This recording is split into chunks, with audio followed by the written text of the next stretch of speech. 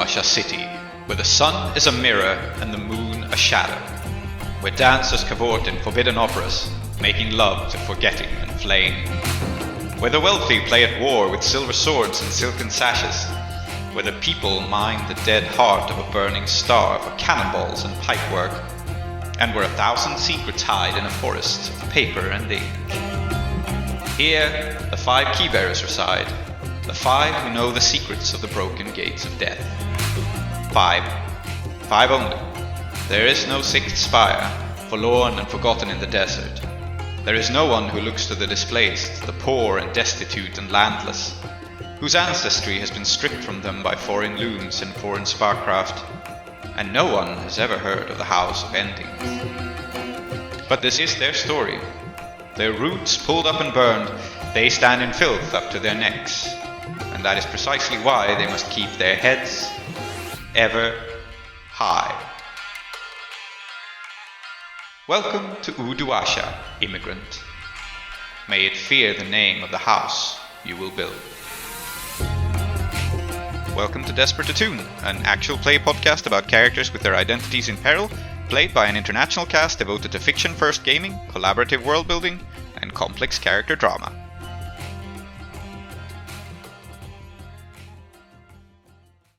Last time on Desperate Attune, we began with the crew fighting off Omid's raid on their hideout. As the fight turned against him, Omid warned Mushfiq not to trust Alkader and tried to quietly take his leave. Mushfiq wasn't having any of it.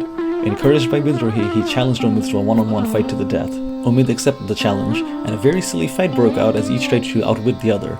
Eventually, Omid managed to disengage and run out onto the streets. On the streets, Jackal and her thugs had been trying to kidnap Saida as a way to get to Bidrohi, but Saida was not to be taken so easily. She stood her ground, swinging her bladed sash in great arcs to fend off her attackers. The Fursan, Uduasha's peacekeepers, had caught wind of the fight and were on their way to put an end to it. And just as they arrived on the scene, a mysterious dust storm gathered around Saida, protecting her and then seemingly vanishing her into thin air. Samoom, the dust devil, had come and taken Saida away. It was then that Omid burst out onto the street and found himself facing not only the Fursan, but Mushfiq's old friend, Zahir, as well. Mushfiq followed shortly, took no heed of the gathering cops, and started berating his friend for turning up late. As the Fursan took stock of the increasingly chaotic situation, Moss came out of hiding. She noticed that one of the falconers, the top brass of Uduasha's law enforcement, was among the Fursan. In the guise of a concerned citizen, she bid him to go after all those dangerous Govlanders armed with guns. The falconer, Captain Peregrine, directed the Fursan to do so, but he recognized Moss and invited himself into the crew's lair with some questions in mind. Back in the street fight, Mushfiq and Zahir's argument over timekeeping seemed to take up as much of either's attention as the fight itself. Yet, somehow, in the whirlwind of clashing swords and petty bickering, Omid was disarmed and stabbed badly in the stomach. It was over, but Mushfiq could not bring himself to kill this man in cold blood. It also occurred to him that murdering someone in front of the cops was a bad idea. The Fursan, having chased the Scotlanders away, stepped in and broke up the fight. Before being taken away, Omid warned Mushfiq once again to never trust Alkader. Back in the lair, Captain Peregrine interrogated Moss, Bidrohi, and a very nervous Alkader, making some pointed remarks about a dead courier and some very important documents going missing. But Bidrohi waylaid his suspicions with a heroic display of prattling on and on at length. This made a big impression on Alkader, who was now indebted to Bidrohi for getting him off the hook. It also made an impression on Peregrine, who took a perhaps unwelcome interest in Bidrohi himself. Meanwhile, in the coast field, on a rooftop that seemed at once familiar and alien, Saida woke up and found herself facing Samoom. He told her that he had seen her dancing, and it had disappointed him. He could teach her to be more elegant. He could teach her the dance of the desert. He didn't say the or else part out loud, but it was pretty clear. Saida, proud as ever, challenged the demon to show her that he was worthy of being her teacher, and Samoom was only too eager to comply. He returned her from the coast field, but when she came back she felt oddly heavy. Samoom had possessed her with the dance. And here, with Captain Peregrine satisfied that the crew were only acting in self-defense, and Saida back in the land of the living, the score came to a close. So I guess everyone is gathered inside the room, Peregrine leaves, like Saida and Sherikatham go inside, and then you pull off the sheet. And I think Alkader genuinely jumps in shock because he'd forgotten that Necktie was there.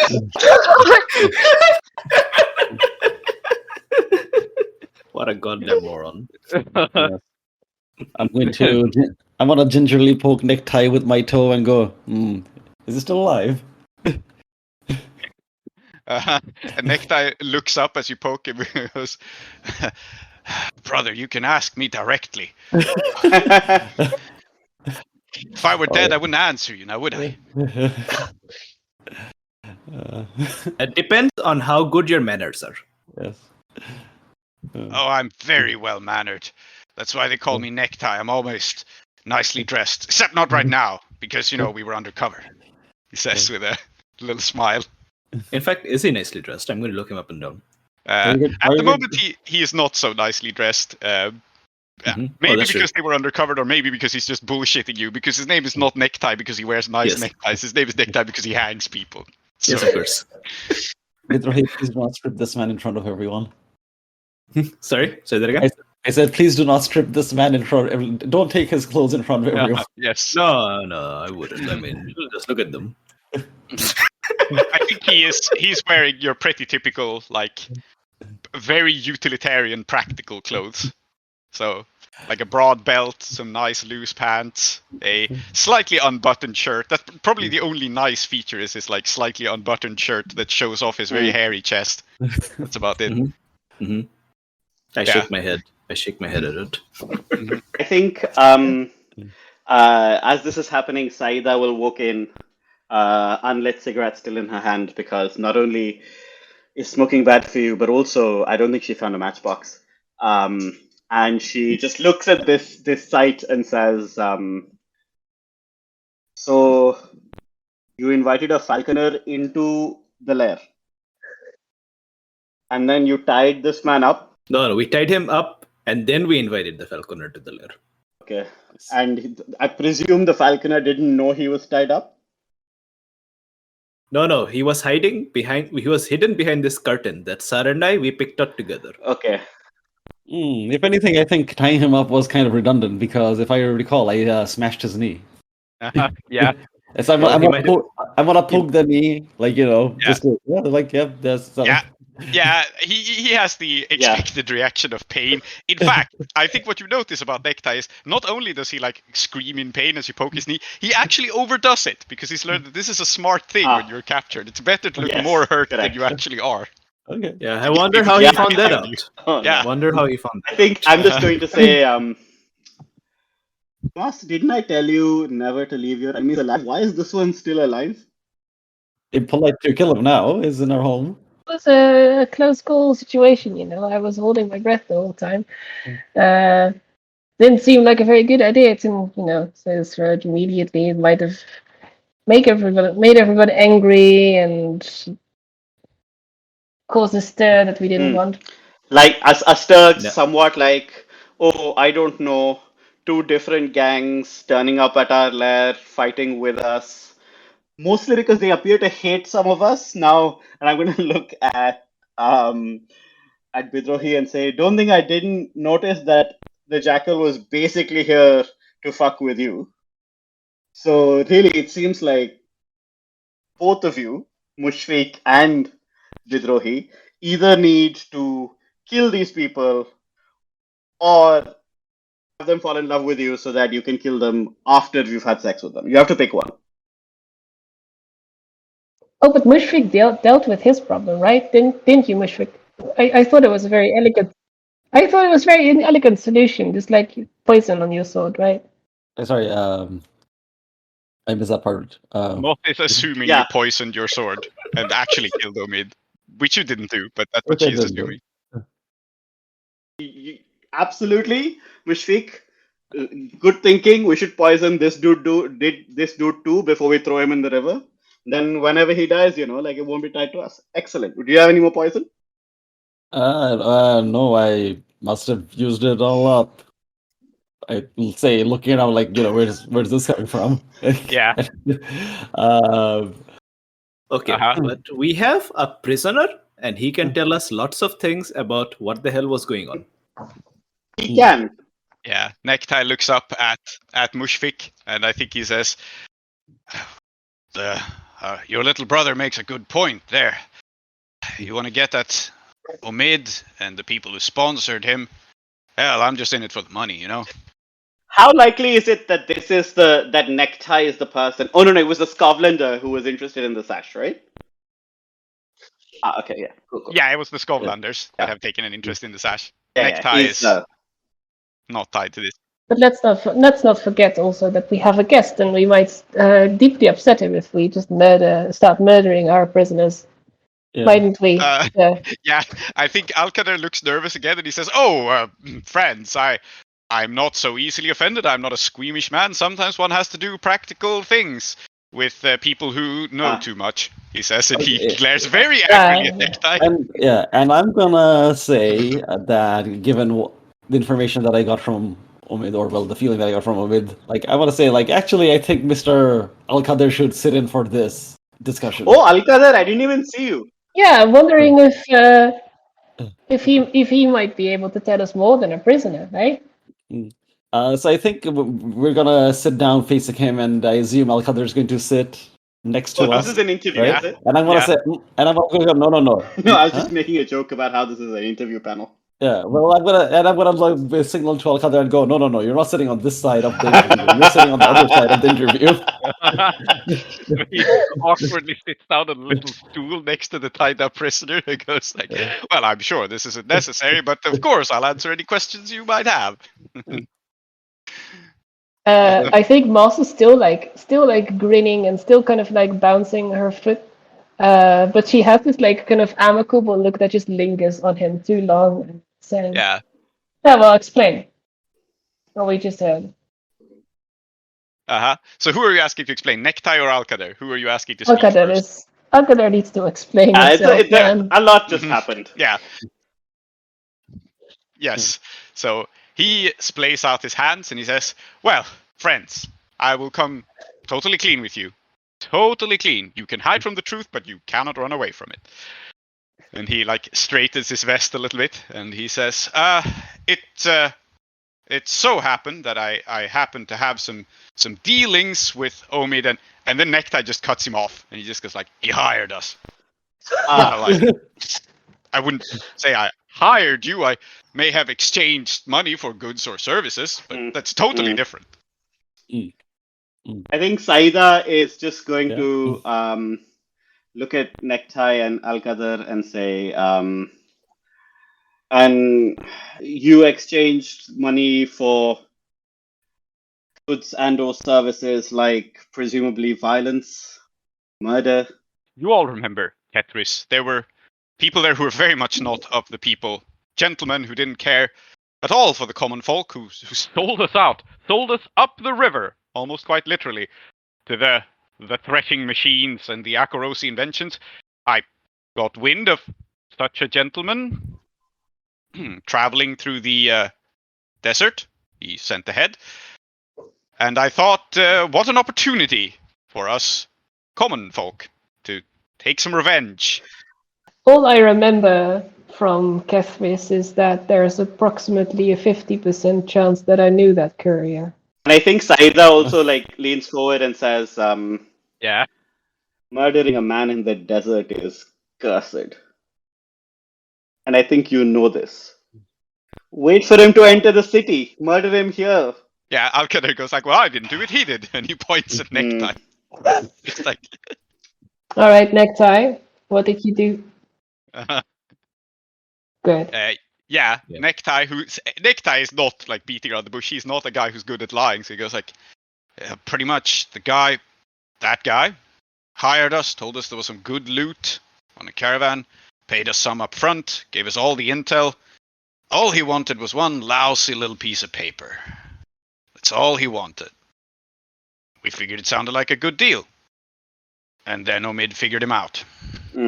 But didn't figure him out before he screwed you over, right? You had already...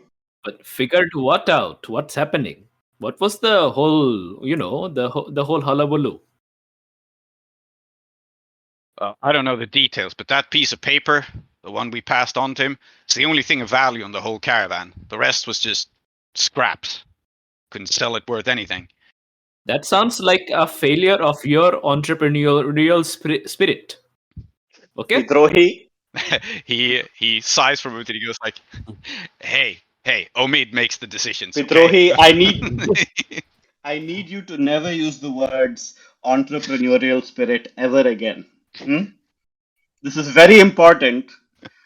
Those two words do not mean whatever it is you think they mean. Now, you, necktie. Yeah.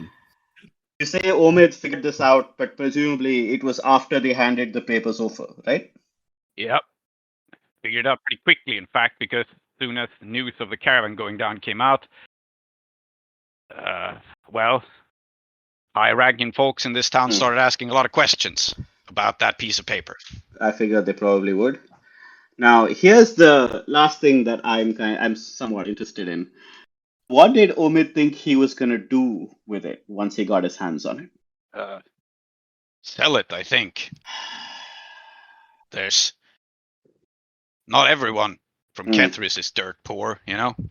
There's some pretty well-off people in the foreign quarter who would love to, I don't know, have that thing. Memorabilia, land deed, whatever it is. Yeah, he has no idea what the paper is. He just knows that there are people with money. They want the paper because it confers status. Yeah. So I think what I'm going to do is, once I get that, this guy is, he's given us mostly everything that, is of interest, I will just say, look, either we use the paper for what it's meant for, or we cash out. Now, we use it, could be useful to us. Definitely it'll ruffle some feathers. We sell it, it's worth a pretty penny. It's not going to help you, me, or even the people that Alkader said he wanted to help. Between you and me, I think the time for being cowards is long past, and I think we better do the thing. But I suppose I should let all of you have a say. I agree. Yeah, just a few more questions though. Where was this document heading? Mushfiq! Sorry, ask him. I think Necktie just kind of shrugs, but Alkader, who has clearly been doing his research, right, says, you see, there are some people from Kethris in town with money, just as he said, and some of them were aiming to incorporate here. I thought maybe after their caravan got tragically attacked, we could collaborate on the matter, and I could swoop in as a hero to the lady in question. Okay. So, sir, you're saying that this is the same people whose caravan was being attacked and whose thing that you have, right? And then you were going to give it back to them. Yes. Very unsuspicious, sir. In so many words, he says, very proud of himself. Clearly, this is very unsuspicious. His plan is flawless. Sir, you should tell us who this lady is, and also, is she single? She is. That is the crux of the matter. You see? You see?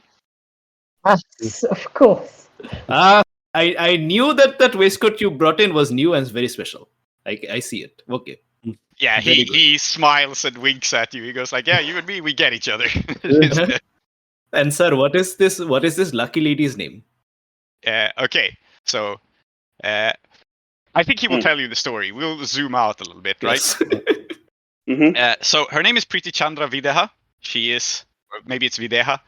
She is, of the gentleman Kethrisi people, but she has no actual proof on it because Kethris was all kinds of fucked up, right? So it's exactly as people say. She has money. She technically has the title, but she needed this document to be transferred from friends, relatives, contacts, whatever she had going on back in Kethris. And from what Alkader tells you, once she had this and has proven herself as like having noble Kethrisi status in Udvasha, she was just basically going to use it to marry into one of the noble families here. It's one of those, like, I have proven that I'm important over there, but, you know, having nothing else to your name, you can marry into a nice family because you've proven your pedigree, and then that's that. And from that point on, the paper's kind of worthless to her. But All right. As he's talking, I'd like to just kind of like good cop a little bit and get them some water. Both him and Necktie. Yes. Yeah, I think Necktie appreciates it. And Alkader throughout this whole, he keeps being evasive because that's the kind of person he is, and Nekta is just Yeah. 100% playing along because he I wants think to survive. out So- of character, what would be very funny is if Bidrohi tries and courts this woman because it's bound to go badly. What do you mean?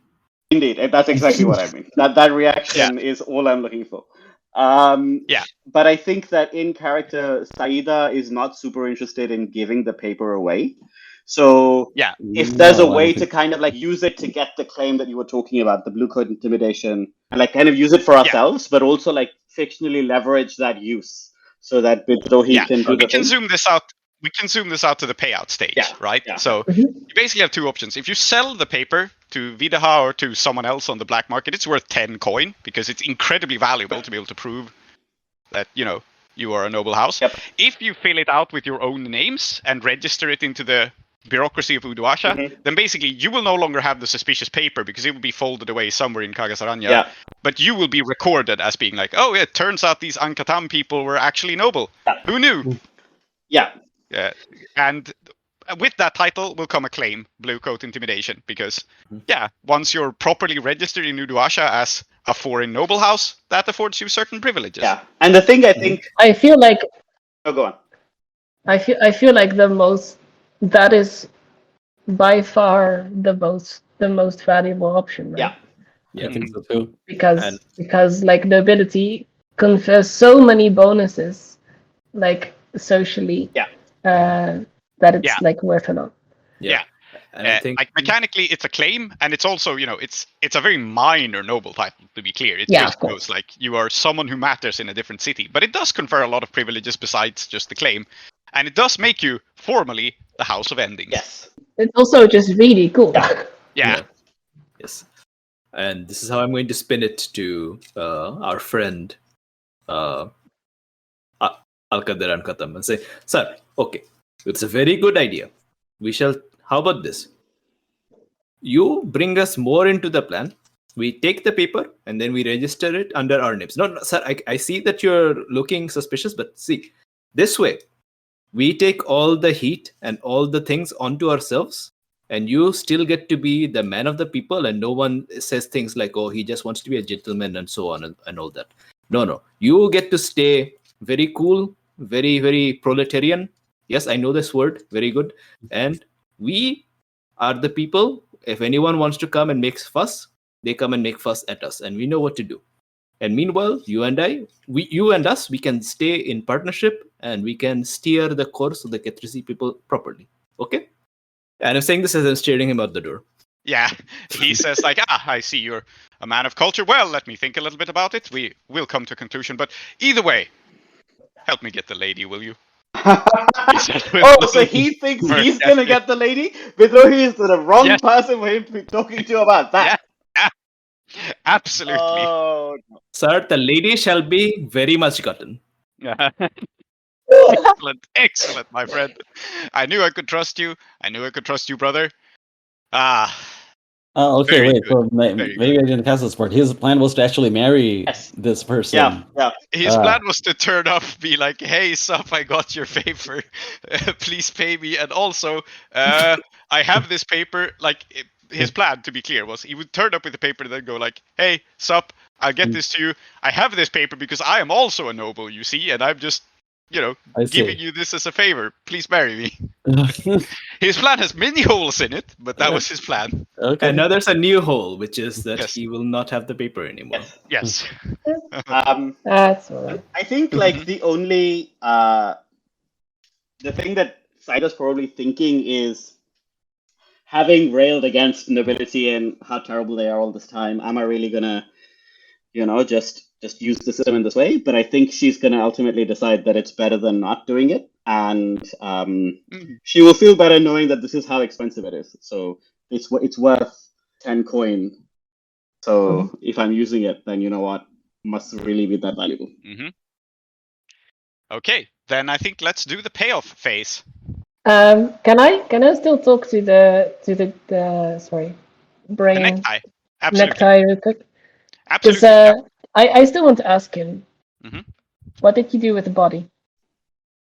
He says, well, you know how it is out there. haunted as hell.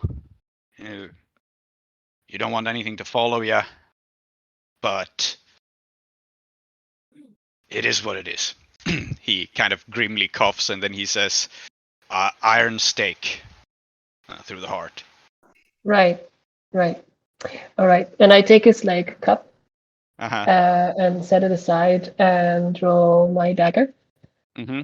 And I look him in the eye and start cutting his bonds. Oh, And I say, you get that back to me.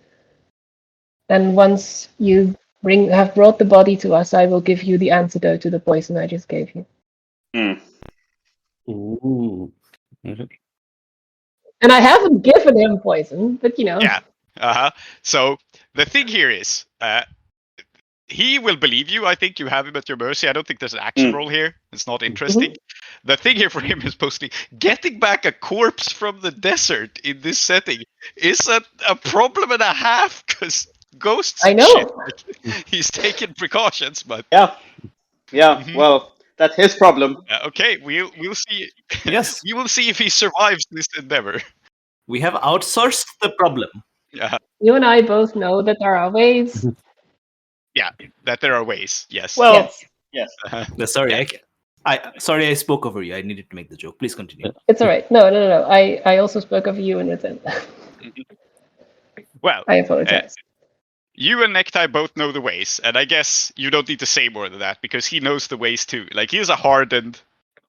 He attacked a guy in the desert. You don't do that unless you know what you're doing. Yeah, So, and I think there is a big cultural taboo against it as well, right? Because yeah. of all of the things that can get you out in the desert, other people really shouldn't be one of them. And I think I imagine that like one way to police that would be to literally have guards everywhere, but another way would be to like for everyone to know that is really not done, right? Like it's like yeah. It is really not done. Yeah. And so what what we have learned here is that Omid and his gang are incredibly cynical people. Yeah. Like, maybe they have reasons No, for sure, it, but they are. They are not people who respect traditions or taboos or like obeying the nobility. Omid is a guy who has lost faith in any higher principles, that makes sense. right? And there's a reason for that. We saw that in like the moment of humanity, but he is a cynic at heart. All right. Can we do payoff? You have released Necktie, and we will see how he does. Right. And in fact, I think, I'll get to it, Emma. We will see if maybe he becomes your contact. It hinges on whether he survives this or not. We shall see. Yeah.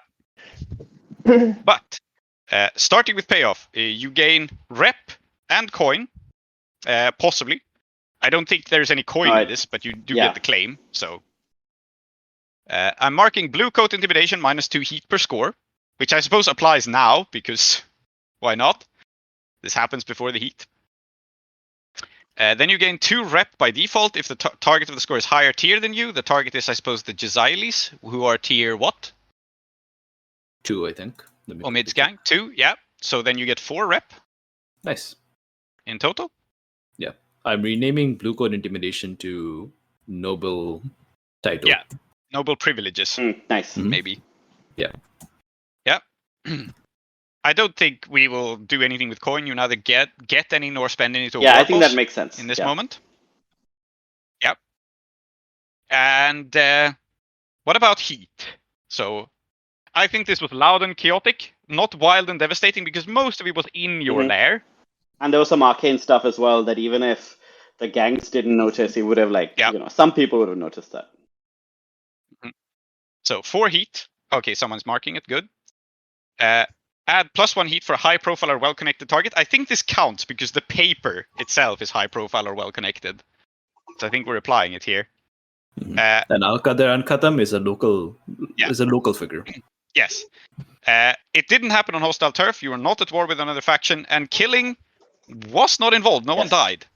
But we have an extra rule for gunshots. Yes. So you do mark 1 more heat for a gunshot, which was a consequence of other NPCs making stuff. So you don't quite have a wanted level. As mentioned, I think the Fursan regarding this says, it was a minor gang skirmish. We're not happy about it, but we're not going to like go out and arrest anyone just yet. Maybe because there is still the entanglement roll. Yes, so nervous. The immigrants are beating each other up all the time. Yeah. So I'm going to roll your entanglement now, and we'll see what happens. No wanted levels. So gang trouble or the usual suspects. So either your gang causes trouble, or the bluecoats grab someone in the periphery of your crew. One player volunteers a friend or vice player as the person most likely to be taken. Make a fortune roll to find out if they resist questioning. I think this one makes sense, and it's probably going to be Alkader, right? Yeah. Like, people are going to ask him No, questions. that makes perfect sense, to be honest. Uh-huh. And so you don't have any coin with No, which we to pay off the yeah. Fursan, so I'm just going to roll for him to see how well he resists questioning, and he has 0 dice at this because No, I don't he's think a he's wimp. good at Yeah, resisting yeah. questioning. He still rolled 2 4s though. But he magnificently he rolls a 4, so you don't take more heat. Yeah, somehow. amazing. I mean, maybe he really, really thinks that this is all gonna work out. He just needs to like keep his nerve. Yeah.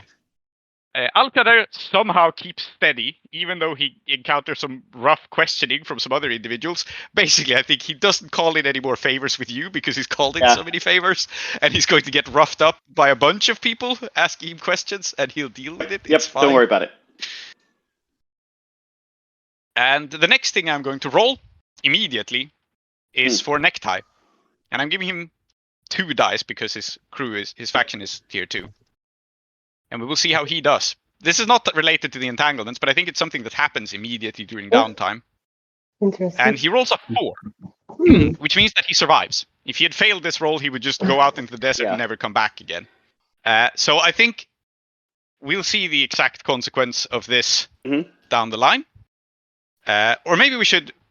is there anything else we want to do before downtime? Otherwise, I think it can be interesting to have a scene with this guy as he returns. Yeah, I'm mostly planning on downtime actions and then maybe free play after seeing what the downtimes do. So I don't need anything to happen immediately. I'm going to flag that there's a very important scene that has to happen where we tell our mother that we are now nobility. Yeah. No, absolutely. There are important free play scenes to happen. I just want to stay on resolving this event from the score. So, okay. Moss, then. There will be a scene with Necktie. Mm-hmm. And he will come back to you. He will come back to your lair, and he is in a bad way. He is like pretty scratched up.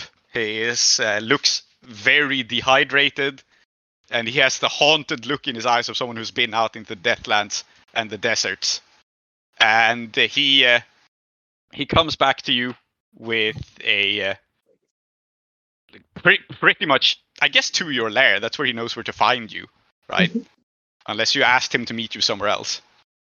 No, I think this is where he arrives. He stumbles in, like, basically fresh from the desert. And he goes, "Okay, sister. I did what I could. I really did. I rented a damn horse. You know how expensive those are. I tried to get the body back. I didn't make it. I'm sorry." And he looks like, he's convinced you poisoned him, right? And he is absolutely basically on his knees begging for mercy.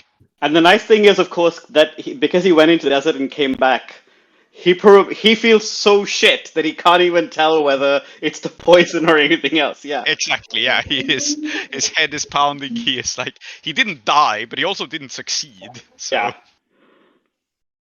And then she looks at him for like a second and then breaks into a grin and like slaps him on the shoulder and says, "It's all good. Things happen. I'm gonna make you some tea." Thanks, sister. Thank you. And he will stumble inside your lair. So I'll make him some tea and I'll put some like spices in that and like make it seem as if it's doing something. Yeah. I'll bring him in a little clay bowl. Here, this should erase all your troubles. I mean that in a good way. Thank you. Thank you. Well, you know the desert. Damn. I don't deserve it. I know. I've done some real nasty things, sister. And then he just drinks down like this spiced tea, like really quickly to help his ailments. And yeah, you can add him as a contact now, I think. Nice. I think this is just a consequence of letting him go and doing all this. So Necktie, a strangler. He's not a very pleasant man, but he likes you now. Can I confess something to you, Necktie? Sure thing. Yeah. I may have found a way to do burials properly in this city. That's why I was so pointed at finding the body. Properly, like Kethris style. Yeah, there's a tree here. Well, not here, obviously, but in the area, it's not a very healthy tree, but that means that they can grow here. And it means that we can, when our people die, they don't just have to be sucked into a fire or wander like desert forever. Yeah, I think you break through to him in an interesting way here. I think same as Omid, he is Ketrisy, but also a cynic, not one who's cared terribly much about this. But in this moment, after all he's been through, he's kind of moved, and he just, that's a damn miracle, is what that is. That's a damn for real miracle. I think it's going to need some work to qualify as a miracle, but it's definitely the potential of one. And I tell you this because I know that you are in the business of making corpses. So if you kill someone that might need that sort of burial, you can come to me. I will remember that. Well, sorry I couldn't bury your friend. Some things are unavoidable. I would have wished better for them, though. Yeah, well, it's a dirty damn business. Yeah. Looks like you're almost at death's door. You might want to go do something about that, eh? Otherwise, I'm going to have to put you under a tree. Yeah, no, I need to get the sand off of me, he says, with a slight note of panic in his voice, because the sand in the desert around Uduasha, people say there are things in it, and they are not necessarily wrong. No, there's at least one desert demon out there that, eats people. Yes. There's also at least one desert demon that is really clingy and sticks to you forever. Yeah, so. Apparently. Yeah. And also sand lice, probably. Yes, and God, also sand lice. That's the worst. Why would you say that? Oh. Yes. Necktie will stagger outside. He will not strangle anyone in this moment. He will stagger outside. Strangle outside. It's been too long. 3 months I've been outside. Need to get my fix. Yes. So I think what you learn from Necktie going to do this is that at least they didn't kill the courier very far from Uduasha, which is smart, right? You don't want to go too deep, too crazy for it. Yeah. So he could come back pretty quickly, having made his attempt. But anyway, during that probably the time it takes you to get this document stamped in Kagasaranya anyway. So, which is the bureaucracy district of the city. Yes. It means the paper forest, I think. Correct. Just for the listeners, yep. Anyway, yes. I suppose that is that. That's our first score, and we Excellent. have still... How long do we have to continue? Hourish? Yeah, I think about an hour. So we could do some downtime. Okay. Yeah, let's do some downtime, and then we have the free way of talking to Mom. Yeah. And yeah. Yes. I've got some ideas for what I want to do, but it doesn't have to be first. So if anyone else would like to do something else, I imagine some other people may be needing to relieve stress, but I don't, because I traumaed up. I also traumaed up. Trauma gang. Yeah. Oh yeah, I think I'm going to relieve stress, but that's a whole thing. And I think it's better that somebody else. I want to. start a long-term project. Okay, sure. We can start with Bidrohi then. And I want to involve Saida in this scene. Mhm. Cool. And it's going to be us, I think, like probably a few days after the score. You're always there in the lair, right? You're like the most regular person. Yeah, there. I mean, I turn up in the morning and I leave in the evening because I believe that, like, you got to be professional about this. I mostly hang out, read a book, and do my sword drills. But, you know. Okay. I think this day you come in and you find that I'm already there. Wow, what a surprise. And I'm like, yeah. And I have a broom. And I'm trying to sweep things aside. And then I see you. And I kind of like give you a big smile and say, "Oh, hello, auntie. Just the person I was hoping to see." Good morning, Bidrohi. Is there some reason you are trying to clean? I am trying to clean because, you see, it's occurred to me. I mean, maybe you didn't know, but you know the rising moon, when we were more than just a converted blacksmith with a moldy sofa and like, cushions here and there and like us if all cramped into this small space. Before that, we used to have a little bit more. We used to have like a nice little training space, actually, like very proper, like old Kethris style. We had like the sunken floor. We had a little votive idol in the corner. It was very proper. And we don't have that anymore. And how can we be a sword school in the Kethris style if we don't have that? So some local pride finally showing up. I'll be honest, I had mostly lost hope, but this is a good development. I am thinking, auntie, that what we need is a little bit more space. Because, okay, we can move the sofa aside and like fill in the secret room for, that we have like for this and that purpose. We can move the vault away a little bit. But to be honest, what we'll be left with is a space that's like barely big enough to move for two people to have a sword fight in, much less a big class, right? In fact, I'm forced to agree with you. Yes, you are absolutely right. Okay. Very good, auntie. I am very glad that we are in agreement and that we are having a good discussion. And I think what we should be doing is, okay, I'm cleaning up the place now because it seems at least might as well start here. Start small. But the house next door, okay, you know what they do there? I will be honest with you. I have no idea.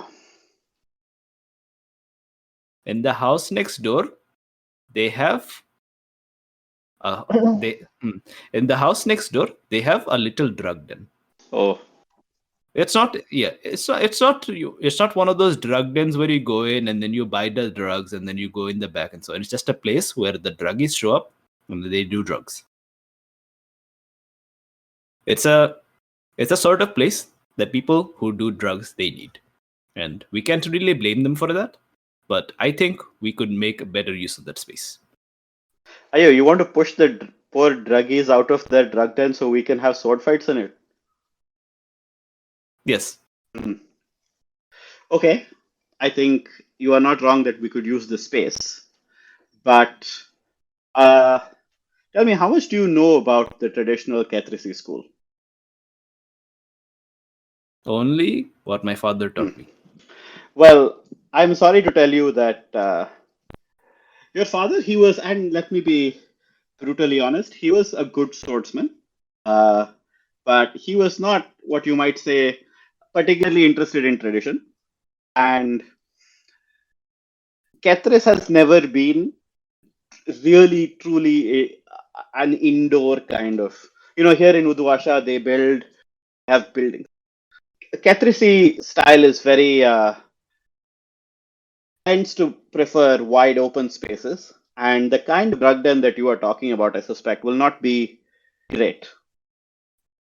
So really what we would have to do is kick them out and then demolish the place. Okay. Now, if that's what you're suggesting, there's two ways we can do it, in my view. And the first is to turn up, kick them all out, and demolish it. And that would be easy, and then they would hate us. The second way to do it is to make it so that it would be in their interest. We could be nice about it. We could figure out what they want. We could maybe even build them another place somewhere else that they could go that's probably safer and less, unclean. And if we did that, some of them might even join us. Auntie, I like this. You're using the incentive structure to bring them in to our organization. Okay, so now we have three phrases. It is entrepreneurial spirit, it is proletariat, and now it is incentive structure. I'm keeping this in mind, Bidrohi. Please don't worry. Okay, very good. So, using remunerative systems, 4 phrases. we shall bring them in. Okay, so we're going to go talk to the druggies and kind of get them indeed, to yes. fuck off. Yeah, indeed. And I think that, I imagine because Kethris is A, on the shore, and B, so much more kind of like in a forested area that it's not as dense and cramped. It's not even the forest there is not as like dense and cramped. So and A and B, I also think you like as a visual, it would be nice to have like a big open space for us to like fight in. So that's my like out of character reason. For sure. So what is this project you were working on? I want it to be playbook training. Yeah, so a place to train your martial techniques. Yes. Yeah, fair enough.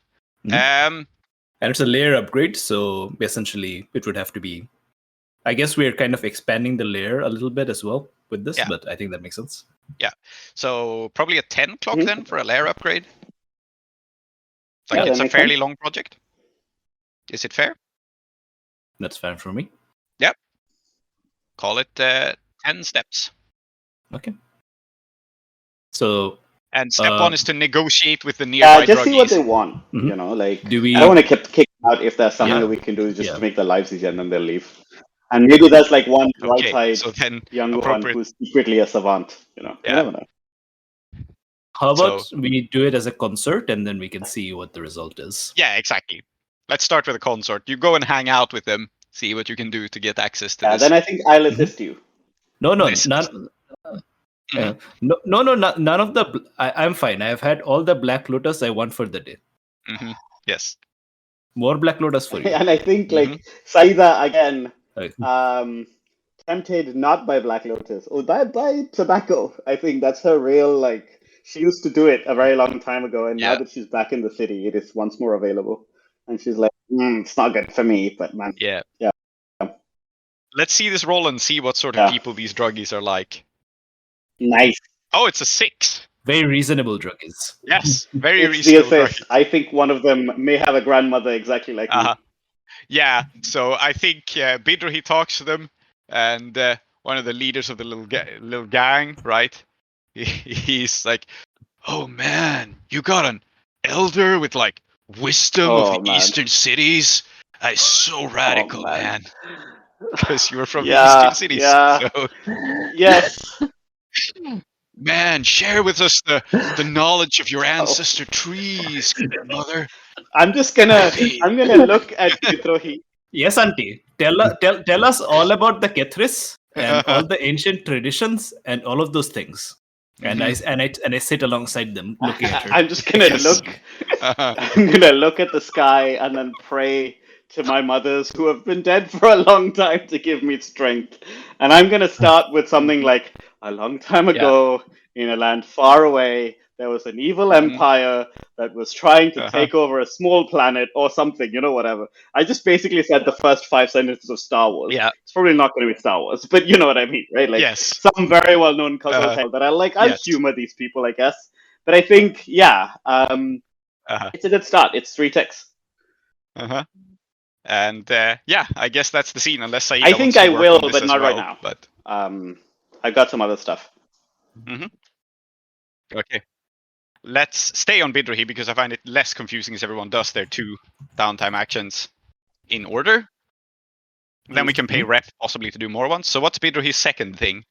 Yeah. In fact, since Said is still here, I think after we have had this conversation, as we're heading out, I'll say, Auntie, I couldn't help but notice that you have been moving your feet around a lot.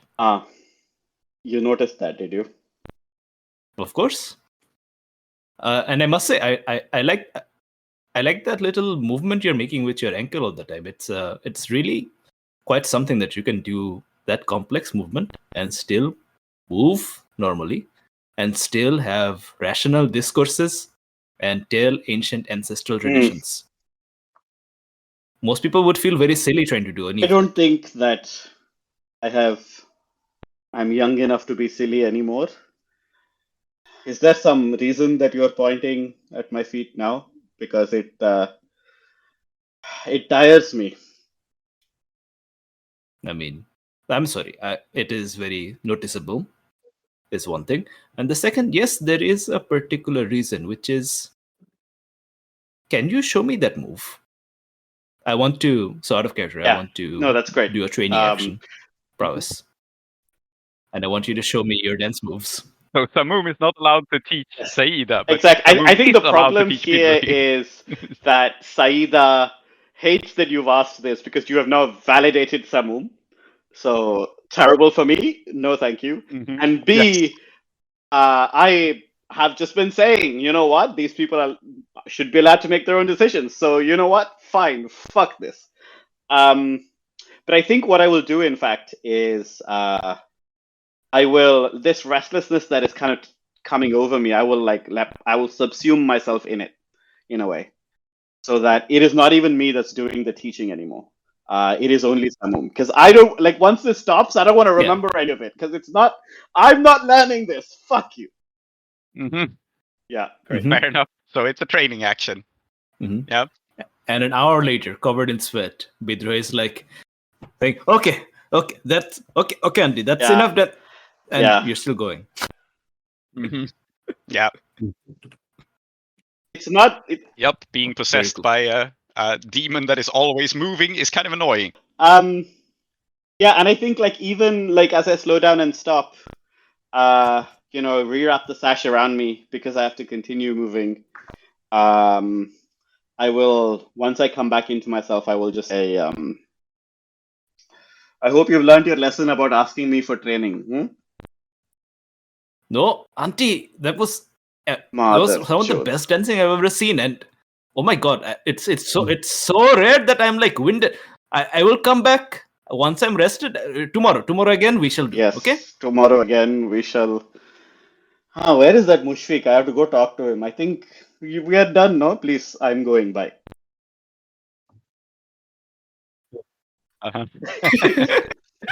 Yeah, I guess that transitions into either Mushfiq or Saida's next downtime. Maybe Saida's next downtime. Yeah. So I think that do I find you at the boarding house? Yeah. I would say that I would probably also be maybe trying to get rid of some of the stress, but we can do that together. Or in that case, why don't you do your stress relief first, and then I'll come find you? No, because we could. I mean, the stress relief thing could happen like this because my stress relief is food. So you might also find me. Yeah. So it probably happens at the same time. So you're at Sundari Tandoori. Yes. Which is a restaurant. What are you eating? I want to know. Tell me a little exactly bit about this restaurant, this Sundari Tandoori. I guess the vibe is not super fancy food, but very rustic, good food. Yeah, I had this idea that maybe Mushfiq has been the food that he'd had back in Ketris, fighting the militia, was so just bare bones that food with any flavor is heavenly. Yeah. So he's just having he's just having a naan or a porota, and he's just dipping it into this kind of coriander mint sauce, and that's it. There's nothing else. But he's and make a really loud noise while all the other patrons are getting away from him a bit, So it's not that your vice is necessarily food; it's like flavors, so spices and things. Yep. Yeah. Well, yeah. Uh-huh. Yep. So coriander mint sauce. This is where we find Mushfiq. Yeah. And I guess we can tie the actions together. Why not? So let's. You can indulge your vice, and we'll see if anything dramatic happens here, right? If you overindulge, then maybe it does. If not, then maybe you just have a nice meal and there's nothing more to it. So I don't think I can really overindulge. Wait, let me. you can. Wait. You have 5 stress. So if you roll a 6, you will. okay. So go ahead and indulge vice, and we'll see like if this is a dramatic scene Saida walks in on, or if you're just enjoying your coriander mint sauce.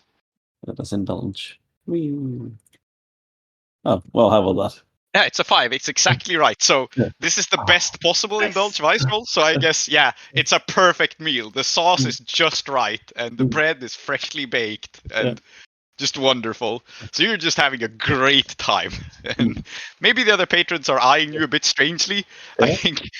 But I think it's one of those, like, people who don't know you think you're some kind of food critic writing for the newspaper, right? Just like slowly savoring. And taking in every aspect of the bread. They're like, oh man. Yeah, and I guess this is where Saida finds you. Yeah, so I think I will turn up and then I'll wave at like someone who's like kind of like idly sitting, and I will say, one chai. Yeah. And I'll just sit down. Yeah. And I think this is the sort of place where like the food is good, but the service is no one cares. So, someone exactly. will throw down some chai in front of you in a moment. Yeah, exactly. Yeah. But there's no real conversation. It's just like, yeah. Yeah, no. Yep. Which is perfect, right? And I will look at Mushfiq and say, so it seems Bidrohi is very enthusiastic about our little sword school. I thought I might speak to you about some related matter if you're not doing anything else. And Mushfiq says, yeah. It's okay. You can just eat. It's okay. Please don't. If you die, it'll be bad for everybody. He swallows his food, takes a big gulp of water to wash it down, and goes, what plans? Sure, what plans? Like, Well, I mean, knowing Bidrohi, I mean, if he's trying to, him being serious about the sword school is probably gonna, gonna have a girls only section where he's the only teacher, that kind of thing? if he tries that, let me tell you, I will train all the girls to beat him. So do not worry about that. Haha, I'm into that. No, he. Yes, but I will learn what you're into and train them to do exactly. I'm not actually in there. Yeah, exactly. And I think Saida says, well, I think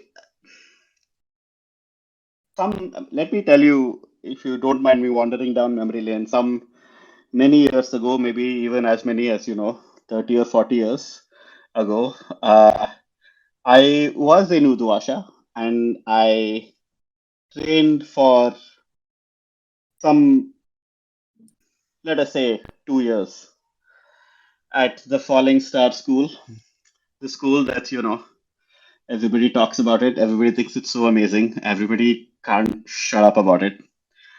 And well, I came to Udwasha because I had, quite frankly, seen everything there was to see in Kethris.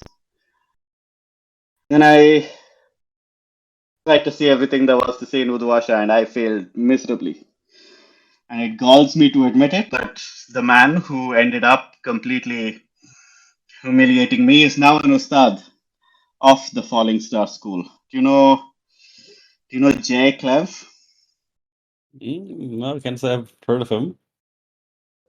Well, he is very dangerous with a straight sword, very dangerous with a curved sword, very dangerous with a pair of swords. And my Sashwak was never really good enough for him, which is unfortunate. Now, the reason I bring this up is that if I try and tell Bidrohi about this, he'll tell me that I should fuck him. And I don't have time for that. He does tend to do that, yes. Yes. Rather, what is very important is that if we try and bring the school up again, Jclev will hear that I am involved and he will get involved. And I do not think that any of you are good enough to face him. I think I am not good enough to face him. And it will be very embarrassing if one old man turns up and thrashes all of us. Do you see what I mean? But what if we were all to face him together? Yes, he is good enough that he would still beat us even if we were all facing him at once. That is what I'm telling you. And okay, how do you propose we solve this problem? No, I suppose, like, I don't know, if he's digging a kind of a big pit with spikes at the bottom and then covering up with a mat, like, and then he walks up. Is that out of the question? The problem with doing that is that if we do it, then first of all, I'm not convinced he would fall in. And second of all, even if he did fall in, then his friends would make sure that we fell in after him. Probably 1 or 2 weeks after, because they have this kind of ironic sense of humor, and they would stand and laugh at us. Because each of his friends is as good as him. Perhaps you have heard of them. Fursan Diamond Tooth?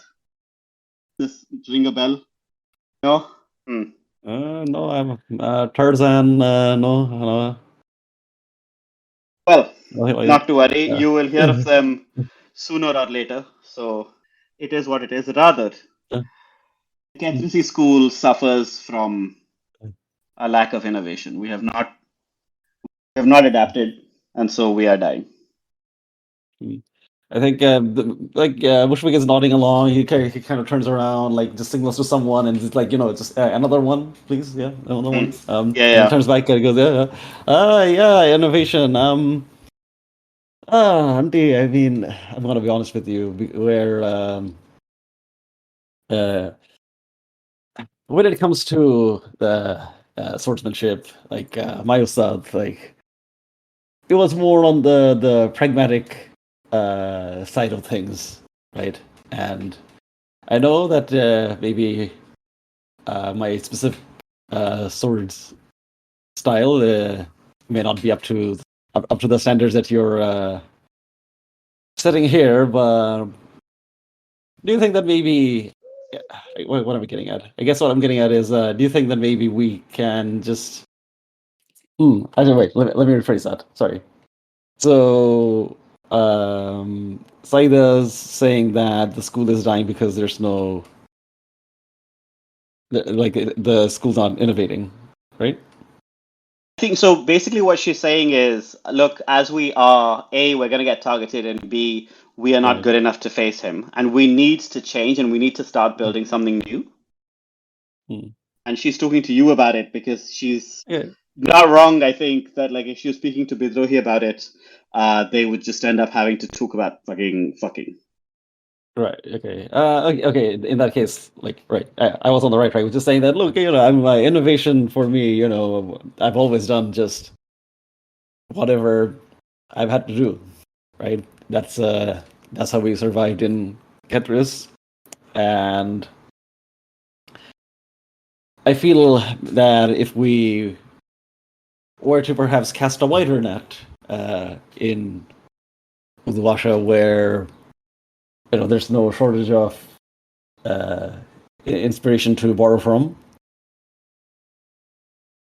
Maybe the problem is we've always just been a Ketrisi school, and the techniques that worked for us there, they may not serve us here, and we need to change. So I think what I'm getting at is, we need to open up our school to the other cultures that exist in Udvasha and have a more holistic style. Yeah, and I think she will. She says, "You are not wrong, but I hate this idea." But Oh, you are not wrong. Mushfiq, I think that you may have to bring this up to Bidrohi. And I think that the two of you may need to spearhead this. But if I bring it up with Bidrohi, he'll just talk about fucking. This is why you must speak to him without bringing up the fact that I have ever known or even lived in Uduvasha. But Auntie, the problem is then he'll make it about me. Look, We must all make sacrifices, and I'm afraid this is one that you will have to make. I guess. I like how between the two of you, the problem with dealing with this master swordsman is not the master swordsman; it's Bidrohi somehow. Look, I mean, it's just that if I have to constantly deal with this, then it's annoying. Yes. Yeah. I guess seniority takes precedence here. So I was like, yes, Auntie. I guess I'll talk to him. Good. Oh God. Good. If you need any help, of course, I'm happy to give it to you. And by the way, if you do need to, you shouldn't do this, but if you do need to, I have it on good authority that both Ustad Ankia and Ustad Turzan are, how you say, incredibly fucking hot.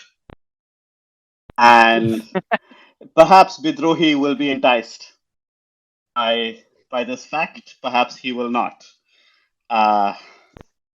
Once more, I think you must sacrifice yourself in the name of the school and tell him this. So, what downtime action actually is going on here? Just to clarify. Oh, originally I was going to take him with me to the school, but then we just had this conversation. So, Yeah. I don't know what it... I mean, I'd still say that it is... So I basically want to... It's kind of parallel to the project that Bidrohi's doing, which is about making the school's physical stuff better. I want to basically make the reputation... I want to work on the reputation, right? And I want to foresee threats and take care of them. And A and B, I'm flagging that obviously you can't have a sword school without the Falling Star School arriving at some point, right? Yeah. Okay. So I think what it sounds like what you're doing is setting you up for a score. Okay. I think that's the sort of thing this is. Does that make sense? Yes, that's actually great. Yeah. So I'll treat this as setup for a score, and we will call it a. I know which score. Yeah. It's for the barracks claim. Yeah. Ah, nice. Makes sense. Which is recruiting more people. Yeah. Which is on the very corner, so it's a hard score. Yeah. So let's call it a 6 clock to set you up for this. I think setup clocks for scores should never be too long unless you're doing something incredibly ridiculous. So it's a 6 clock, and my suggestion is that you can work on it already by just studying, right? Because you've already revealed that you know a lot of these people, and now you're telling. Yeah, so maybe that's what's happening, right? I'm just talking to him about the studying that I've done, some of the poking around, all this stuff, right? Yeah. That makes sense. So a study or a survey or something to just know more about these people. So call it a 6 clock, and I guess it's challenging the falling star is the goal. Yeah. Maybe not directly challenging them and beating them up, but but challenging their reputation, really. That makes sense. Right. And I think it will be study because I'm just much better at it than survey. Yeah. So okay. Fortune roll. Are you helping me? You don't have to. I'm just asking. Yeah, I'm asking Mushfiq. Yes. What? Would you like to take the stress, basically? The reason I'm asking is that you just cleared all your stress, so. Oh yeah, but that means I've got lots of stress to burn. Okay. So. Yeah, you can take a stress to talk this through, I suppose. Basically, the downtime action is you guys discussing a game plan together. I guess we can zoom out a bit and you do that out of character. All right. Oh wow! Actually, he was very useful to me. So 2 ticks. Right, because the first 2 dice were ones. So I think actually you have you're giving me some insight into this somehow. Yeah, it's really hard to study something objectively when you're just distracted. Looks like Joy Clove's magnificent beard. I hate you. All right. So you have studied the falling star. Let's stay with Saida a bit and do your second downtime action, and then we'll do Mushfik's second downtime action, and then we'll go to Moss. Okay. I mean, my second downtime action, I hope. Man, I gotta reestablish contact, but I do also have to deal with this fucking demon.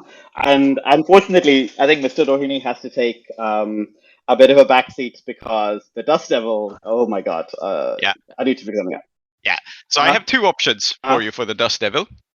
Either you can just do a 6 o'clock project to just get rid of it, and then that will give you a discount to using it because you'll figure it out in the process. So whatever you want to do with it later will be easier, but all the 6 o'clock will do is get rid of it. Or you can do a 12 o'clock to try and tame it. But if you go for the 12 o'clock option, then you will have it on you until you have finished that 12 o'clock. Let's do the 12 o'clock. Okay. So it's a 12 o'clock, which means that once that finishes, you will both get rid of the problem from the demon and imbue it in your sash. But it'll be a while. I'm just gonna make this light as a feather. Whatever that means. Yeah. It's 12 o'clock. And I think what I'm gonna do here is I think we see a montage of Saida when she is alone in the lab when there's nobody looking and she's doing her sword drills. Basically, she's trying to get used to doing the drills with the weight, right?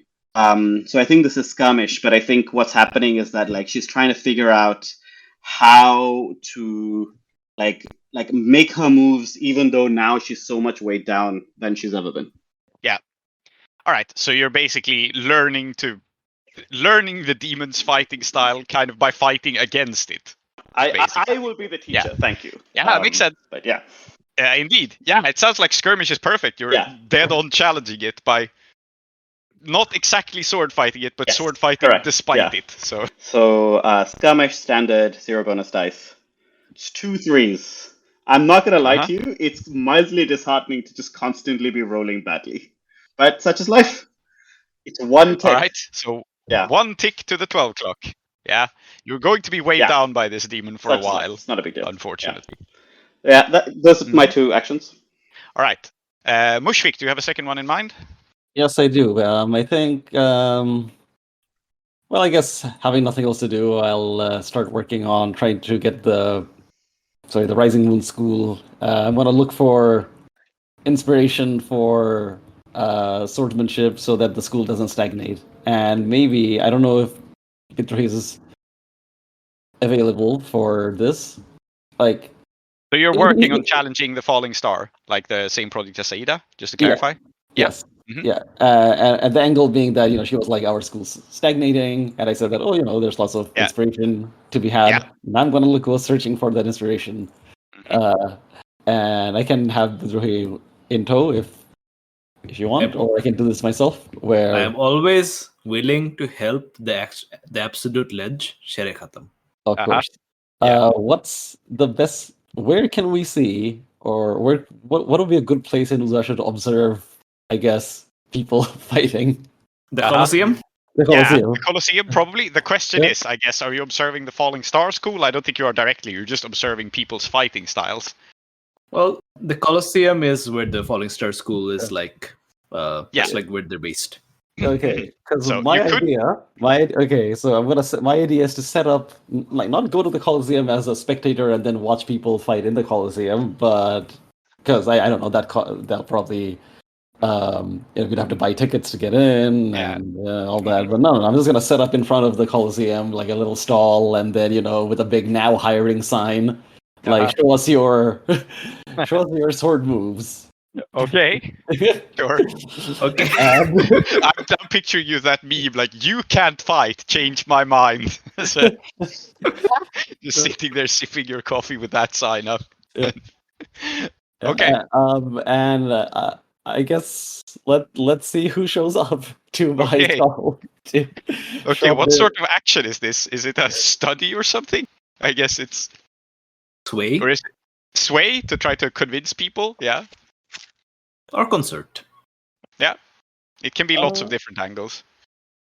Okay, I guess what I'm doing, I think what I'm trying to do is not actively like call people into my store as in like here ye come to my cell. I'm just set up there and because I'm doing it in the most half-assed way possible to clarify. So yeah, I think survey makes sense. That you're just kind of sitting there watching stuff. Yeah. All right. Okay. I might have a devil's bargain for you. Okay. Let me look at your crew contacts and stuff. I'm thinking you might attract the wrong sort of attention doing this, right? Okay. So, What if we attract the attention of one of the Falling Star Swords people? that's what I'm thinking. Yeah. Actually, we had a scene like the only time we've seen the Colosseum in season 1 was when Faris Juleka challenged Turzan Diamondtooth to a duel outside the Colosseum, and he just beat the shit out of her. So apparently, Turzan Diamondtooth just goes around waiting for challengers outside the Colosseum and beating the shit out of them. That's something we have established about him. Okay, so here's your devil's bargain. Actually, if you're willing to take it, you don't have to take it. But I think Diamondtooth will show off his skills to you, so that's why you get the extra dice. He'll be like very cool and very impressed, and Faris Juleka will see it, and she will be very disappointed with you. So like one of your crew contacts will be like, fuck, not them too. And she'll be upset with you until this is remedied. She'll be upset. Why? Like she's the because this guy kicked her ass, and now he's like showing off in front of her friends, and her friends are like, "Oh wow, he's so cool." Okay. Yeah, I want to take that. Because it's a good opportunity to like get a look at the competition as well, right? Okay. Yeah. I will put down on the crew sheet. Regain Juleka's trust. All right. Bidrohi, you're here. Are you assisting in any way? Can you? Because, So I'm observing. Just take an assist from me, and I'm observing. You're your 2 cents. I'm observing Ustad Diamondtooth's. I guess what he's doing is he's juggling some swords in front of us. What do we know about Diamondtooth? Actually, is he a big guy? Is he like a fast guy? What sort of fighter is he? Just to establish what's going on in the scene. Shri described him last season as built like a brick. That is what I did. He's an absolute showboat, if I remember correctly.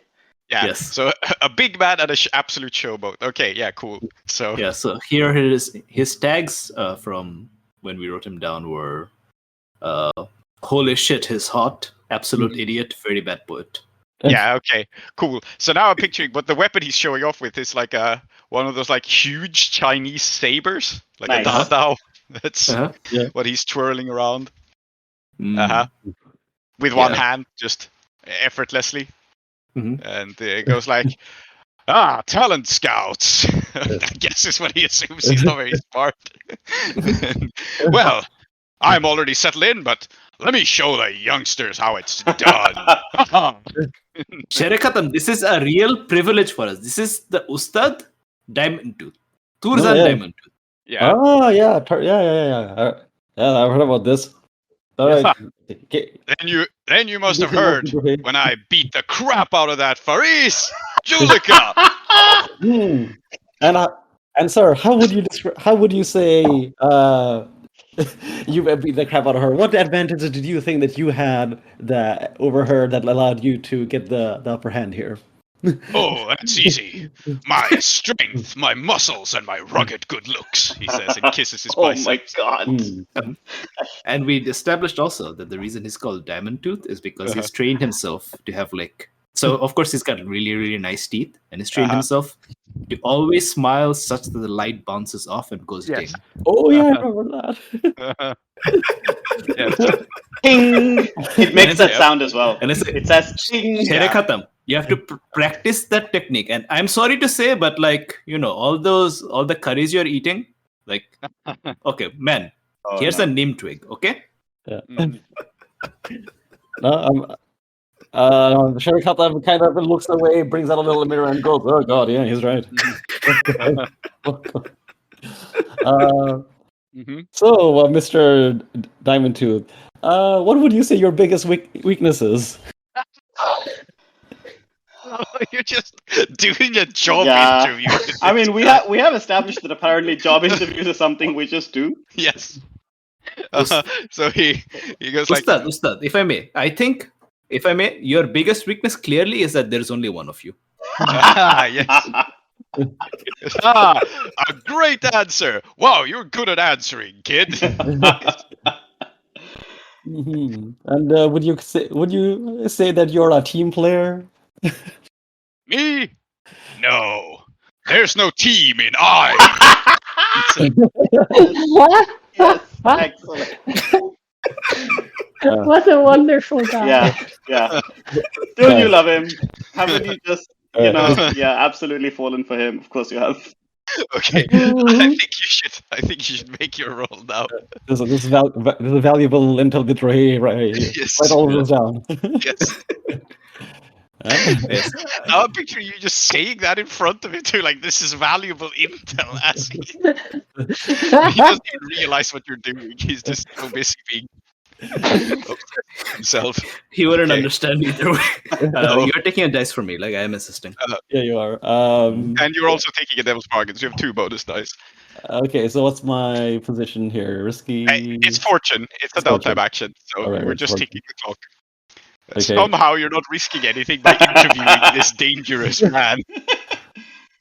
I'm gonna roll fortune with 3 dice then, because 1 for survey and. All right. Ooh, okay. 5. Yeah. Cool. So 2 more ticks to challenging the falling star. You're learning good intel about them, apparently. Yeah. So progress is made on this. Someone tick it. You now have 4 ticks. And with that, let's cut to Moss. Mhm. Because we haven't seen you on screen for a while now. So, What are you up to? well, I flagged that I was gonna relieve stress and that was gonna be a whole thing. Yep. Because, well, I have taken is it weird or is it faith? But it doesn't matter. My vice is a tree. Yes. Yes, I love this concept, and I'm really excited to see it on screen. So, where is your tree? So, my tree, one of the have we said what these trees are actually? Like it's a tree that would grow in the mangroves of Kethris. Yeah, I think we said it was like a mangrove willow type swamp tree. Yeah. So yeah, they glow because they have ghost energy in them. And that's actually how she found this tree, because she had some sort of job to do on a construction site that was long abandoned. And she saw a glow that was like this kind of familiar greenish bluish glow coming from like under a house that was half constructed. And she followed it, as she does now, to a basement that's flooded with rainwater. But it doesn't come from like a nice mangrove tree. This is not how they're supposed to look. It's kind of like crouching in the corner, like some sort of like radioactive slug, like the elephant's foot Chernobyl thing. This kind of like snarl of roots. But she tends to it. And I think that's also how she's gonna indulge vice, is that she's gonna, I guess maybe she prunes some of the like branches that have gotten too out of hand and are starting to turn back on themselves and rotting. Or maybe she makes sure that it has that like no bad stuff gets into the water. It requires a lot of care, probably, because it's so small and stunted. You basically have on your hands a bonsai ancestor, right? I think it's a bit bigger than a bonsai. I think it's like armchair sized, but it's definitely I was going to say, on the subject of bonsais, just so that we remember, we established that our mother also has a little bonsai. Oh yeah. Yep. Yeah. Does it speak to you, you think? Is it mute, or can you talk to the ghost inside? So normally in Kethris, I think she will have met ghosts and seen them just like walk around or like appear every now and then. But I think it's first of all a fairly rare occurrence. And also she can't speak to ghosts as if they are normal people. She does not have that ability. So I think the ghosts have not shown themselves to her yet, but she is constantly like just kind of wondering whose ghost is in this tree and whose body is in its roots. Yeah, perfect. So it's an enigma to you. You don't understand very much about it. So you prune it and you tend to it in privacy. So I guess there's not much more to do than to make the roll. Like it's very cool, but making that roll. Oh, where is it? 4, which means I overindulge. So maybe now something happens. Yeah, interesting. Okay.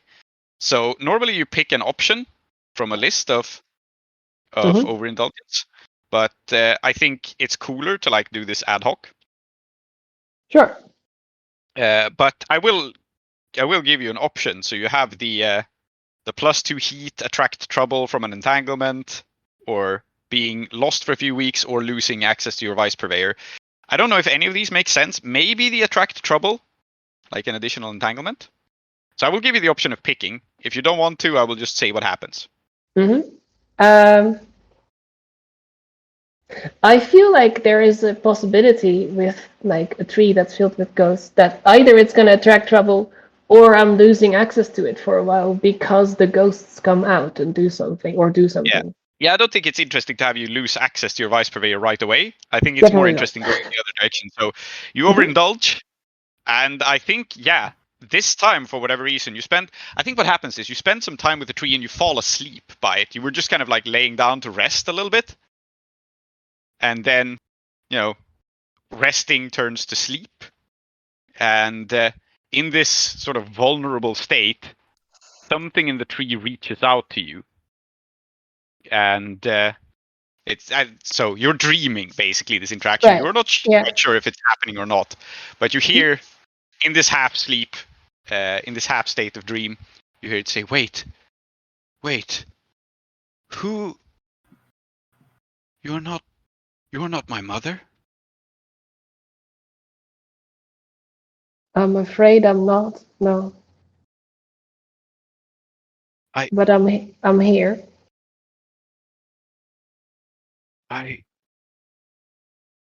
She was supposed to be here with me. She used to sing to me. I'm cold. How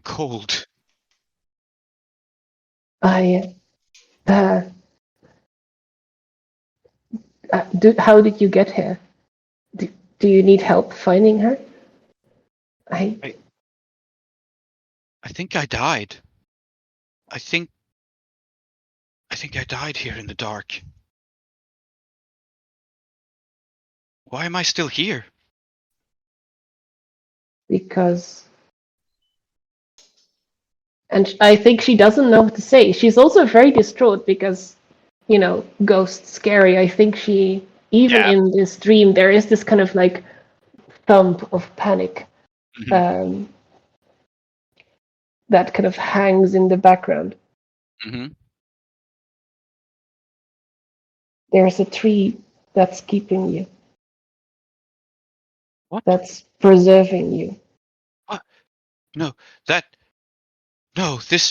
they talked about this in the old country.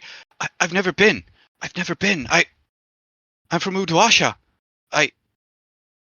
Where's my mother? She would know this. My mother's supposed to know this. She would tell me. And what you're learning in this moment is that this poor ancestor tree is Kethrisy, but not someone who knows Kethris. You have found a wayward seed. Right. Interesting. And also this poor person. Yep. All right. Does this dream go on, or does she wake up from it at some point? I think this is basically where you wake up from it, Yeah. and you have learned this slightly unsettling thing that your tree is alone. And so, I don't think you're precisely cut off. I don't think there's any other consequence to this other than learning part of the story of the tree. And you will have to Yes, work to excellent. uncover more of it. Wonderful. And if you Um, don't, there may be trouble down the line, right? Let's write that down. The tree is lonely. Cool, got it. Yeah. My other downtime action, she's gonna leave eventually, even though it kind of pains her in this moment, I think. She's going to find Bidrohi. And now we have all sought each other out. It's in like a circle. Finding Bidrohi, okay? Sorry, Bidrohi. Yeah. Where could he be found? And that's the question. May I drop a bombshell? Yes. I think I am in the guest house, and I am crouched over the little bonsai tree that we have. So, to describe it, it's some mud from the old country, and there's a little bonsai, and it's been grafted with some bark from an ancestor tree, and I'm tending to it. And that's not the bombshell. We've established that we have this. But what I'd like to reveal is that I am tending to it, and I'm showing our little sister how to do it. What? You have a little sister? Why not? Uh-huh. Love it. Okay. How old is she? Exactly how little are we talking? I think quite little. 8, maybe. Okay, yeah. I just like the idea of there being another one. Another sibling. Yeah. Would you like to name her? I don't really have a name in my head at this point. Tree's good at this. Is Tree's here? Yeah, no, I'm here. Do you have a gender in mind? If not, I will make one up. Sister. Oh, so sister. female. Yeah, cool. How about... Unfortunately, so many of the names that are popping through my head are people I know in real life, which is fine, because they're never going to listen to this. Uzra. I was going to wonder if she's named in the tradition of Moonlit and Moss, or if she's named more in the tradition of Bidrohi. Ah, interesting. I think that, like, this is your full sibling, right? Bidrohi?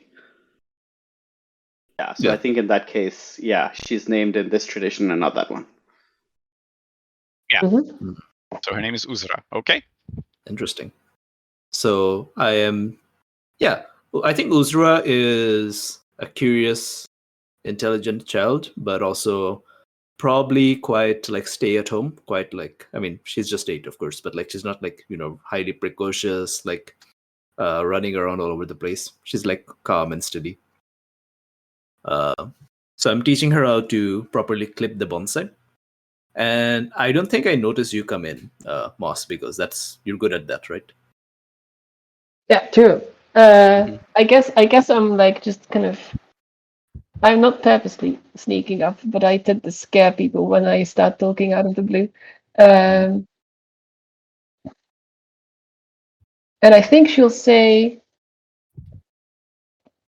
and it's very important to make sure it's not lonely. What? Yeah, Uzra says, and she looks up and... Not... Is that true? She says, looking to Bidrohi. Of course it's true. And it's not only... We're taking care of it, and you're here, and you're taking care of it. You will always take good care of this tree, because Mother brought it back from the old country, and she loves it very much. I am establishing a thing about Uzra, which is that she's savvy enough to know that both of you have your own viewpoints on things, so whenever one of you tells her something, she will always ask the other older sibling if it's true. Yeah, and my take on it is that I have no particular relationship to this tree beyond that. It's something that's important to my mother. Yeah. And that's why it's important to us. Yeah. She nods and will say like, okay, I understand. Can I try now? Yes, of course. And I hand her the clippers. And I think we will see that she has a very steady hand and she will do exactly as instructed. But it will take a very long time because she's very, very careful. So As she should there be. is this like long moment where you guys can talk while she is slowly and carefully measuring her cut. Yeah. I'll sit next to you guys on the ground. Yeah. So curious. I assume. So of course, like you knew I was born. Like that was a big part of why you had to go away the first time. Were you aware of Uzra before you showed up to Dosha? No, absolutely not. Yeah. How did that go? How did that feel? I think she has told herself that it doesn't matter. Partially because she thinks it shouldn't matter. And that she has no right to care about it. But obviously she does. And she feels like, well, this family has well and truly moved on without her. Yeah. But that's why we of course like made space for you to sit between us. Yes, that's very sweet. Yeah. Yeah. Have you? But she'll ask, like, have you told mother yet? I was thinking about how to say it. Because, well, it's quite a lot to suddenly spring on her. That's one thing. And the other thing is, I don't know how she would feel about it. I mean, she used to own quite a bit, I think, and I'm a bit awkward because I know that's a huge like it's very fraught with you and the land and her. But of course, for me, it was more like I have literally no memory or connection to any of that. So I think like in Bidrohi's head, like the fact that so much happened because of this land, it must have been like pretty sizable, whereas it was in fact just a small plot of land. Yeah. So he's like, she used to own quite a lot of land. I mean, obviously all about that. So I don't know what her feeling would be with being recognized as a landowner. Especially the other thing is we weren't like, gentlemen family. No, far from it. Yeah. And I've heard her talk about them and I don't think she likes them. So now we are officially sort of gentlemen, kind of. I don't know. As far as I am concerned, we are holding the gentleman's tools. But that does not make us gentlemen. I know. And there's so much more that comes with that, of course. Like it's not just enough to have a piece of paper, you also have to have, I don't know, force and wealth and guns and all those kinds of things to stake your claim. But yes, I think like he's a bit rambling at the moment because he really doesn't know how his mother would take it. And I think like this is also a different side of Bidrohi. Like not just sex. But actual pathos and so on. So yeah. I think when he's not just putting on the show, he's a little bit unclear what he should be doing.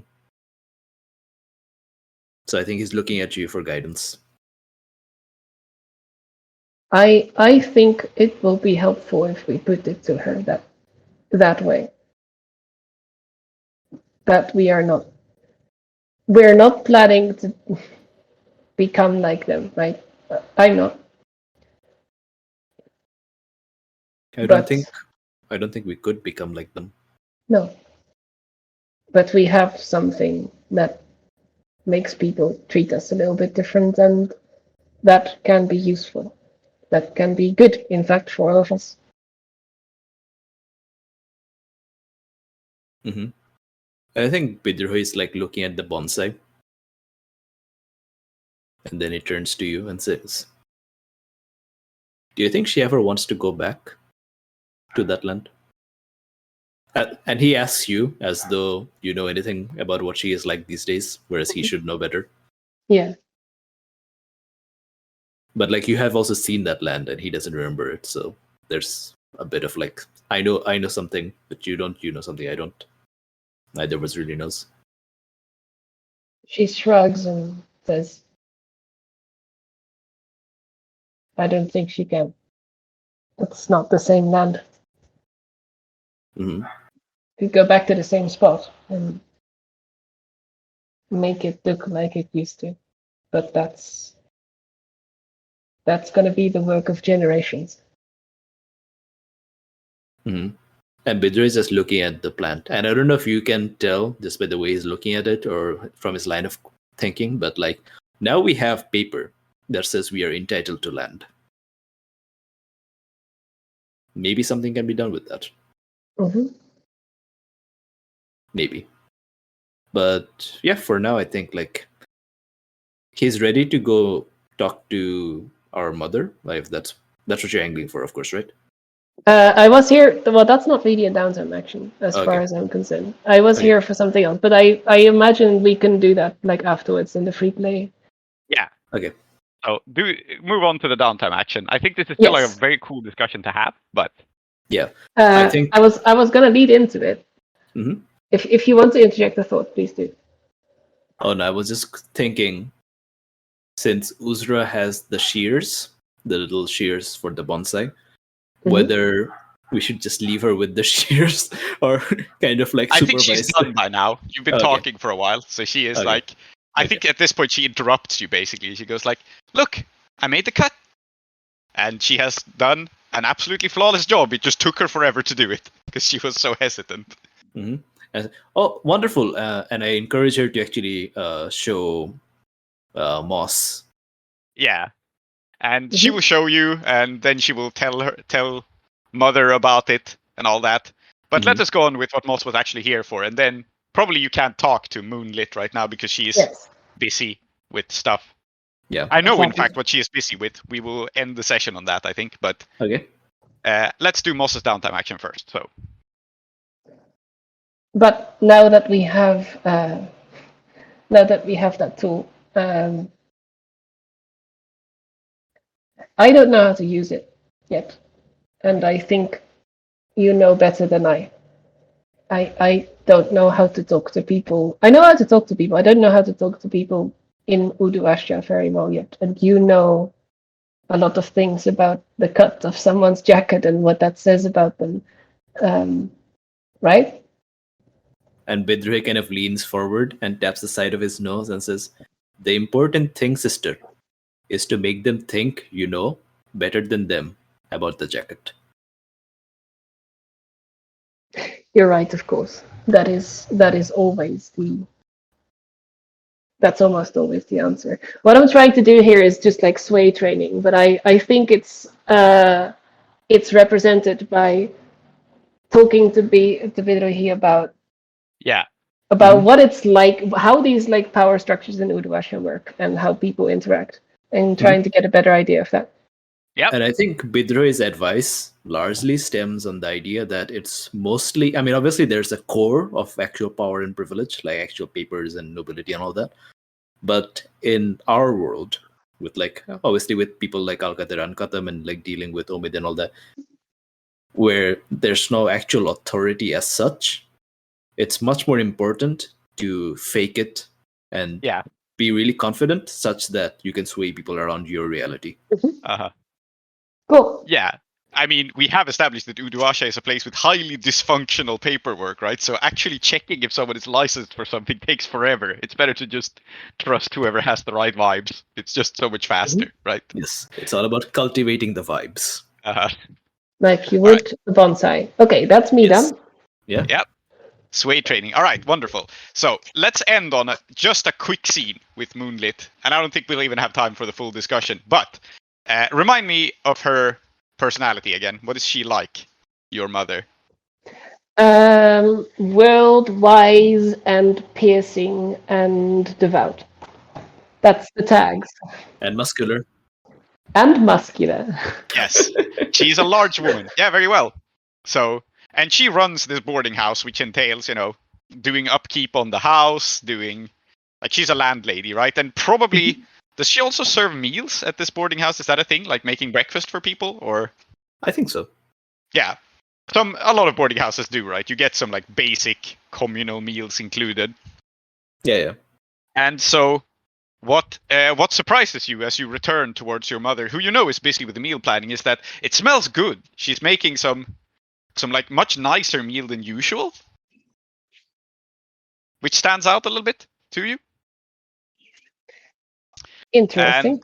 And you see that she has already given she's already handed out like the usual fare to her usual tenants.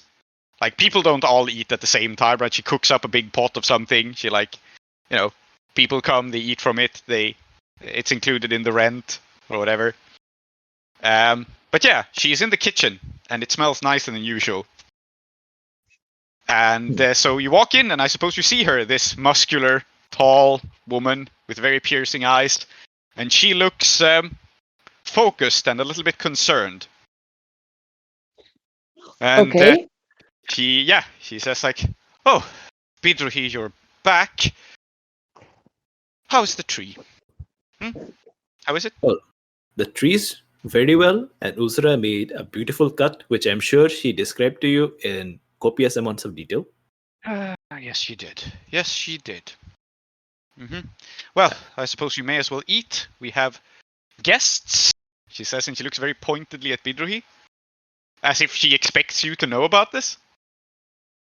Of course, the guests are coming, and I was just... and we also have sister visiting as well, and I gestured towards Moss, who I don't know if my mother is intentionally ignoring her or my mother has just not noticed her. I think she has not noticed her, because she is apparently like busy looking at you, Bidrohi, but then she looks up at Moss and her expression softens a little, because I think, you're still her child, and what is the dynamic between you? Do you think she feels guilty for leaving you behind? I think so. I think it was definitely a conflicted decision, so right? When she sees you have entered, she's just like, "Oh, Moss, I'm so sorry, so occupied with other things. Please, you sit, eat. You have done nothing wrong, my child. Just enjoy. And Bidrohi, I think Bidrohi notices that you have done nothing now. The most dangerous statement a parent can make to a different sibling who is not you. Yes. And she looks at you, Bidrohi. She's about to say something, and then the door opens from one of the guest rooms, and a woman saunters into the room and goes, "Oh, there you are. Hi, darling." And it's Mumtaz, your Rafiq friend. Wonderful. Excellent. Now I don't have to rent a room to have sex in. Yes, this is the woman you had a one-night stand with, and I told your mom about it. So. Oh, no. I really wish I could say that this is the first time that happened. Yes. And I think that's an excellent scene to end the session on. Here close the doors to the house of endings. Those who dwell within are Zoheb, called Klow, Aadiyat, called Zoheb, Soumithri, called Tree, and Emma. I have been Prince, your host. Our city of Uduasha is based on Blades in the Dark by John Harper and Evil Hat Productions, with special thanks to Johnstone Metzger. Follow us on Twitter or support us on kofi.com/desperateattune. If you want to engage further with us, we also have a Patreon at patreon.com/desperateattune, where you will get our newsletter, extra content, and updates from Uduasha.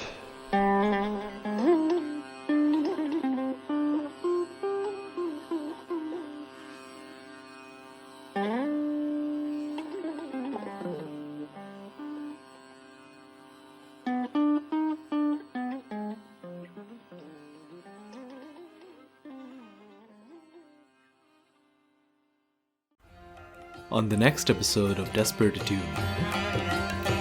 Speaking of Bidrohi and his manners. Okay, baby cakes, it was very nice to see you. Now please, we are going to have like a very important guest coming over, and so sorry you couldn't stay for dinner, and I'm sure next time you can see my little sister as well. And I'm like getting her shawl and so on. And I think she says like, "Oh, very important, like 8 coin important."